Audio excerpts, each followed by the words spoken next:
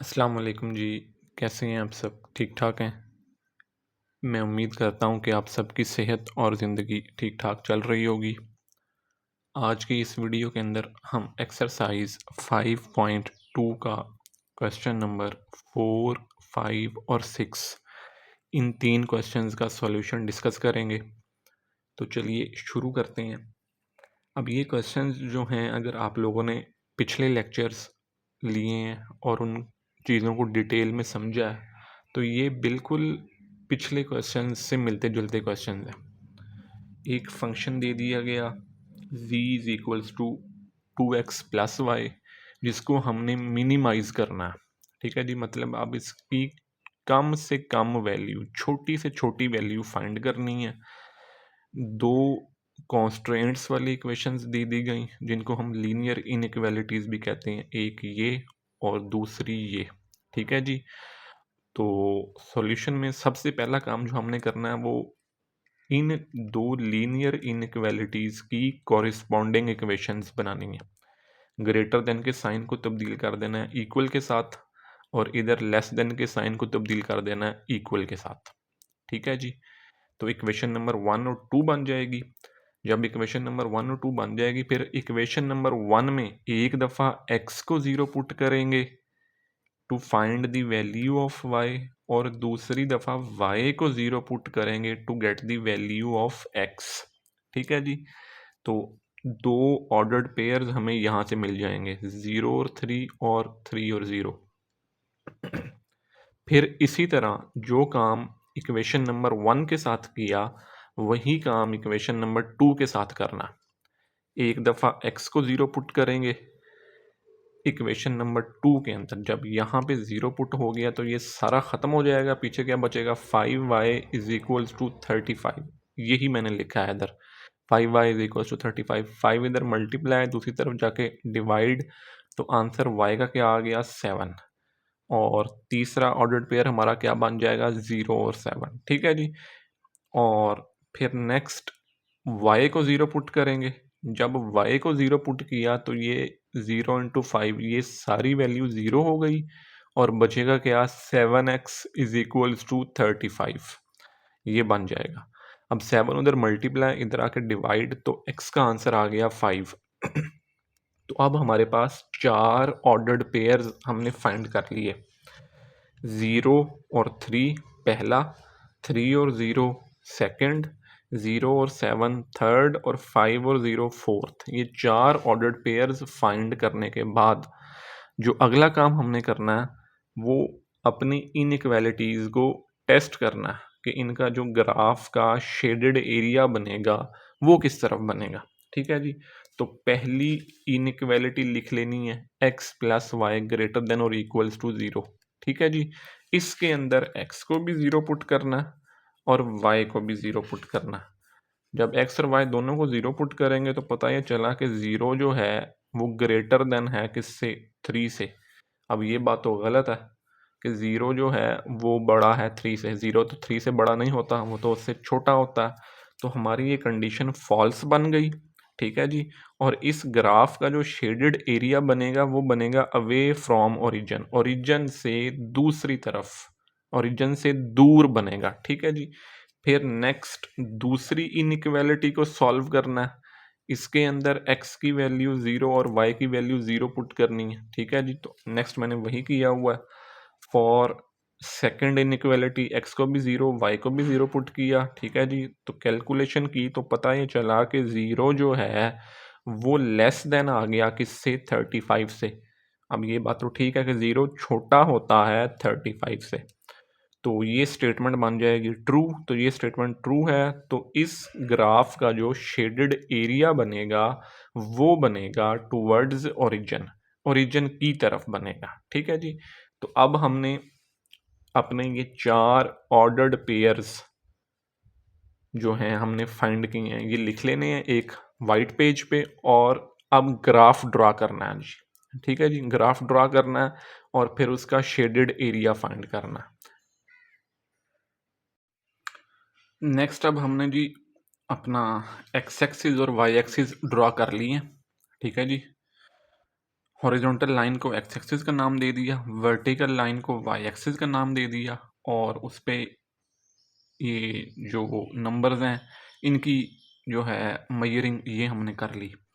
तो अब हमने अपने पॉइंट जो हमारे कॉर्नर पॉइंट्स थे, कॉर्नर पॉइंट्स तो खैर नहीं अभी कहेंगे उनको, हमारे ऑर्डर्ड पेयर वाले जो 4 पॉइंट्स थे जो ये टॉप पे लिखे आपको नज़र भी आ रहे हैं, अब हमने ये ड्रॉ करने हैं। पहला पॉइंट है 0 और 3। 0 और 3 का मतलब है ये वाला पॉइंट, ये वाला, ठीक है जी। यहाँ लिख भी देते हैं 0 और 3। दूसरा पॉइंट है 3 और 0। दूसरा पॉइंट है 3 और 0। तो 3 और 0 जो है वो आ जाएगा यहाँ पे, 3 और 0 कह देंगे जी इसको, ठीक है जी। अब हमने इन 2 पॉइंट्स को ज्वाइन करना है आपस में। इन 2 को ज्वाइन करेंगे तो जो पहली लाइन हमें मिलेगी वो ये लाइन होगी जी। इसको दोनों तरफ से एरो हेड लगा देना, ठीक है जी। अब नेक्स्ट हमने अगले 2 पॉइंट्स ड्रॉ करने हैं। तो थर्ड वाला पॉइंट है 0 7। 0 7 का मतलब है ये वाला पॉइंट, दिस वन। यहाँ पे लिख लेते हैं 0 और 7। और आखिरी पॉइंट है 5 और 0। तो 5 और 0 जो है वो इधर बन जाएगा, 5 और 0, ठीक है जी, वो ये बन जाएगा। तो अब इन 2 पॉइंट्स को भी ज्वाइन करना है आपस में। इन 2 पॉइंट्स को ज्वाइन करने से भी एक स्ट्रेट लाइन मिलेगी, उसके दोनों तरफ एरो हेड डाल देना, ठीक है जी। तो ये बन गई लाइंस। अब हमने बनाना है इन दोनों लाइंस का शेडेड एरिया। हमारी जो स्टेटमेंट थी क्वेश्चन नंबर 4 की, वो पहली तो थी फॉल्स, पहली फॉल्स थी। तो इसका मतलब ये है, इसका मतलब ये है कि जो शेडेड एरिया बनेगा पहली लाइन का वो बनेगा ओरिजिन से दूर, ठीक है जी, ओरिजिन से दूर। तो पहली लाइन हमारी जो थी वो ये वाली थी, 30 और 03। तो इसका शेडेड एरिया ओरिजिन से दूर इस तरफ बनेगा, ओरिजिन के ऑपोजिट साइड पे, ठीक है जी। और जो हमारा सेकंड टेस्ट हमने फाइंड किया था वो आया था ट्रू। ट्रू होने का मतलब ये है कि इसका जो शेडेड एरिया है वो बनेगा ओरिजिन की तरफ। तो वो सेकंड लाइन ये थी और इसका शेडेड एरिया ओरिजिन की तरफ आना था, ठीक है जी। तो इन दोनों लाइंस का कॉमन शेडेड एरिया कौन सा बनेगा, वो यही बनेगा इस वक्त जिसको मैंने शेड किया, ठीक है जी। तो इसको हम इस हिसाब से शेड कर लेंगे। शेड आप लोगों ने कर लेना है फिर, ठीक है, बस मैंने अब इतना सा ही इसको शेड करना है। तो शेड करने के बाद अगला काम होता है कि हमें कॉर्नर पॉइंट्स मिल जाते हैं। तो हमारा पहला कॉर्नर पॉइंट होगा 30, सेकंड होगा 50, थर्ड होगा 03 ये वाला, और चौथा कॉर्नर पॉइंट होगा 07।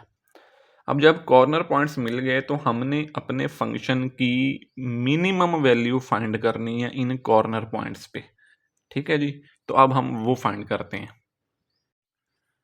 कॉर्नर पॉइंट्स जो मैंने आपको बताए थे पीछे वो हमने लिख लिए, 30, 50, 03 और 07, ठीक है जी, ऐसे। अच्छा, तो अब हमने अपने फंक्शन के अंदर x और y की जगह पे ये कॉर्नर पॉइंट्स बारी बारी पुट करने हैं।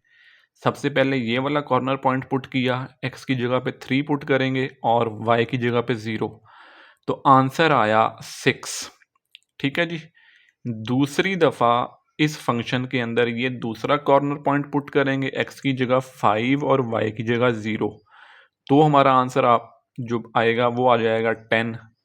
तीसरी दफ़ा ये वाला पॉइंट उसके अंदर पुट करेंगे, x की वैल्यू 0 और y की वैल्यू 3, तो हमारा आंसर आ जाएगा 3। और चौथी दफ़ा 0 और 7 आखिरी पॉइंट पुट करेंगे तो वैल्यू आ जाएगी 7। ठीक है जी। अब हमारे जो स्टेटमेंट में हमसे बात पूछी गई थी वो मिनिमाइज का क्वेश्चन था। मतलब हमने इस फंक्शन की मिनिमम वैल्यू, कम से कम वैल्यू बतानी है कि वो क्या थी और वो किस पॉइंट पे आई थी। ठीक है जी। तो वो मिनिमम वैल्यू जो हमारे फंक्शन की आई है, लास्ट में हमने वो लिख देना है कि वो 3 आई है और वो किस कॉर्नर पॉइंट पे आई है। वो कॉर्नर पॉइंट आई है 0 और 3 पे। ठीक है जी।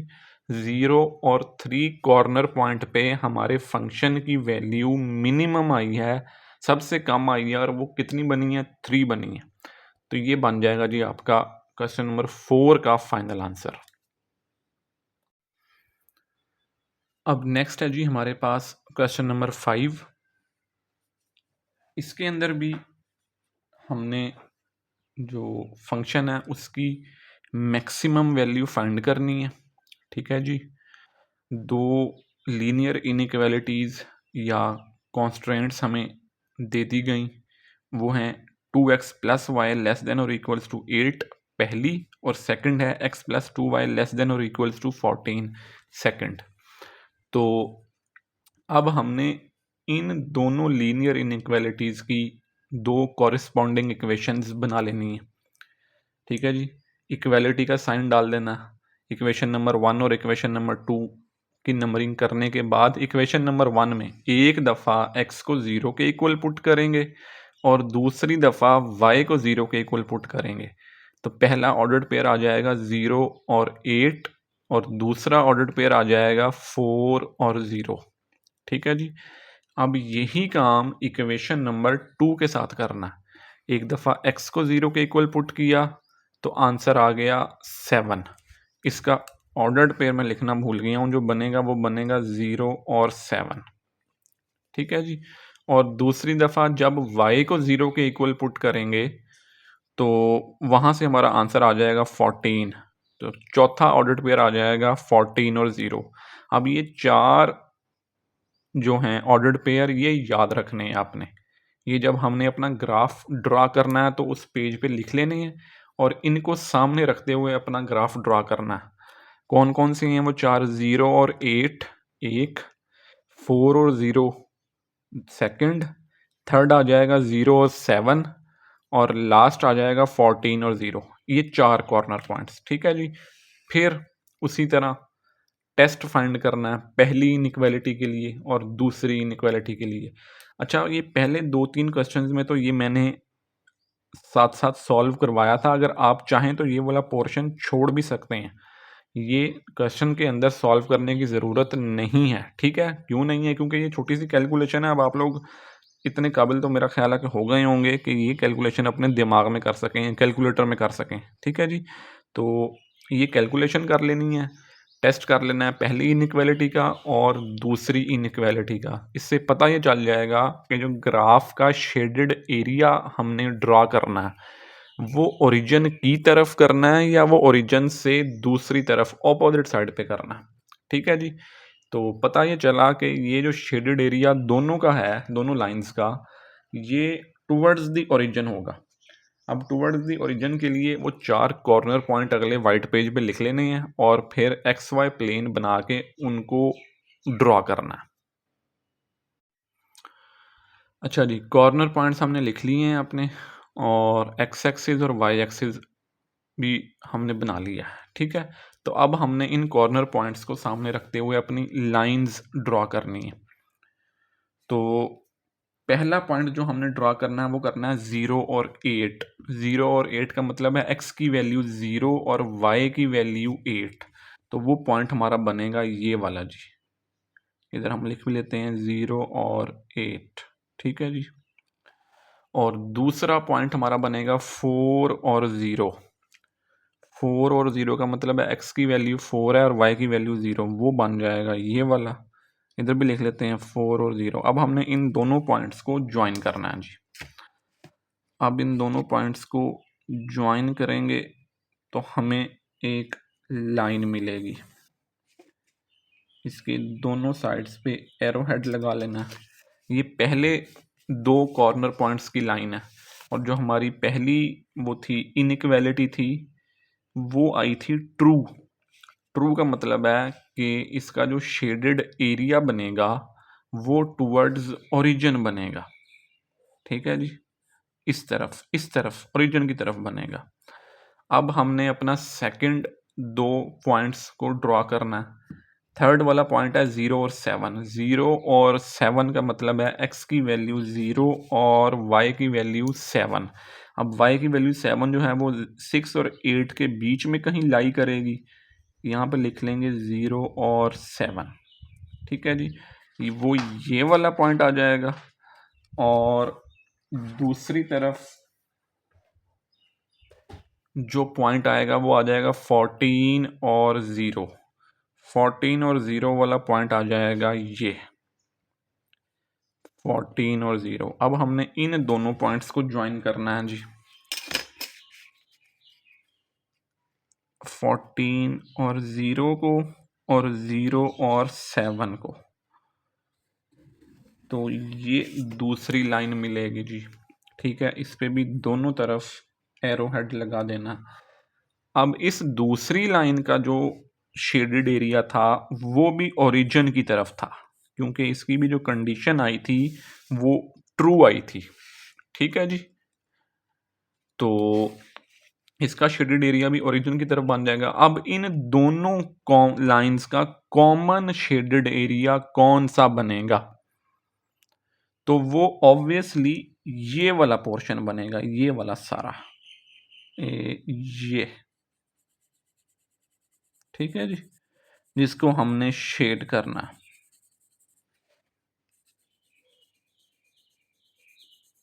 ये वाला पोर्शन। तो अब हमारे पास जो कॉर्नर पॉइंट्स आ गए हैं वो आ गए हैं 4 और 0, 0 0, एक ये आएगा 0 और 7, और एक ये वाला कॉर्नर पॉइंट, इसकी वैल्यू हमें नहीं पता, इसकी वैल्यू हमने फाइंड करनी है। ठीक है जी, और इसकी वैल्यू फाइंड करने के लिए जो दो कॉरिस्पॉन्डिंग इक्वेशंस हमने लिखी थी, इक्वेशन नंबर 1 और 2, हमने उनको दोबारा से लिखना है, इनको सॉल्व करना है, और हमारे पास x की और y की वैल्यूज आ जाएंगी। तो अब चलते हैं इन इक्वेशंस के सॉल्यूशन की तरफ। अब ये दो इक्वेशंस मैंने दोबारा से लिख ली और इनको 3 और 4 का नाम दे दिया। 1 और 2 का नाम इसलिए नहीं दिया कि वो हम पहले ऑलरेडी दे चुके हैं। इक्वेशन नंबर 3 और 4 लिखने के बाद एक वेरिएबल कट करना। इक्वेशन नंबर 3 में जो है y का कोफिशिएंट वो 1 है, और 4 में y का कोफिशिएंट 2 है। तो इक्वेशन नंबर 3 को 2 से मल्टीप्लाई करवा लें और इन दोनों इक्वेशंस को सब्ट्रैक्ट कर लें। मैंने आपको बताया था जब भी वेरिएबल का साइन एक जैसा हो, चाहे वो प्लस हो या वो माइनस हो, हम हमेशा दोनों इक्वेशंस को सब्ट्रैक्ट करेंगे। हमने y को कट करना है, y का दोनों तरफ साइन प्लस का है, तो हमने इन दोनों इक्वेशंस को माइनस करना है। इक्वेशन नंबर 3 को 2 से मल्टीप्लाई करवाया तो ये हो गया 4x plus 2y equals to 16, वो ये लिखा। इसके नीचे इक्वेशन नंबर 4 लिखी, इन दोनों इक्वेशंस को सॉल्व किया तो पता ये चला कि x का आंसर आ गया 2/3। ठीक है जी, अब जब x का आंसर 2/3 आ गया तो इस वैल्यू को इक्वेशन नंबर 3 में पुट कर दें।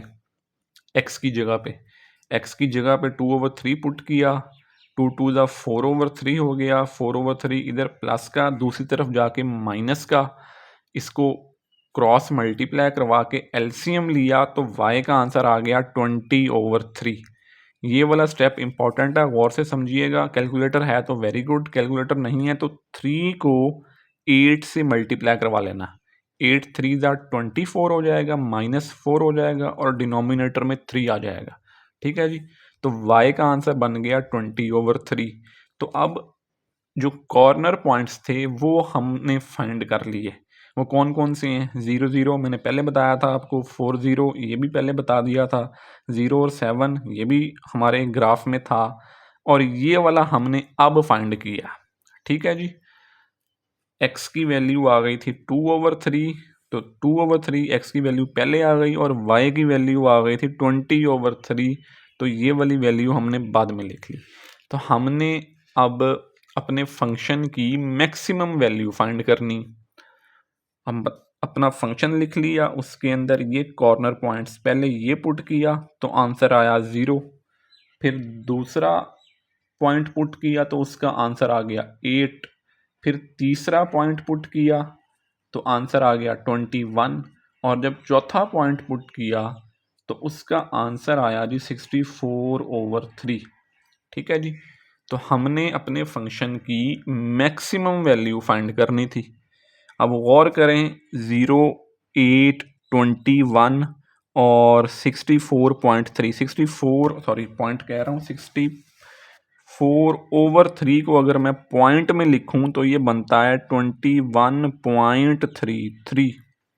ठीक है जी, तो 1 2 3 और 4, इन चारों में से देख लें सबसे ज़्यादा वैल्यू, सबसे बड़ी वैल्यू कौन सी है।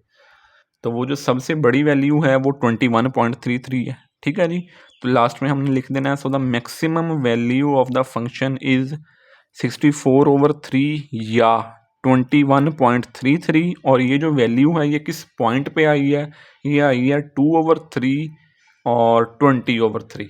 ठीक है जी, तो ये बन जाएगा हमारा 5th पार्ट का फाइनल आंसर।